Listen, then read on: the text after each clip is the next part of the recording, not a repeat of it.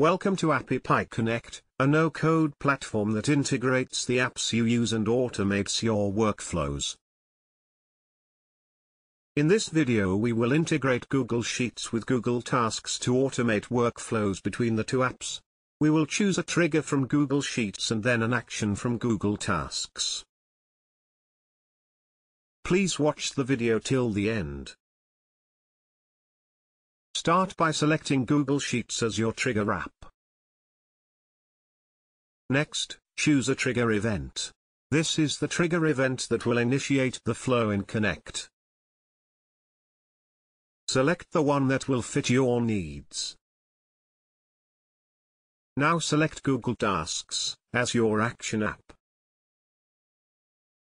Next, choose an action event. This is the event that will initiate the flow in Connect.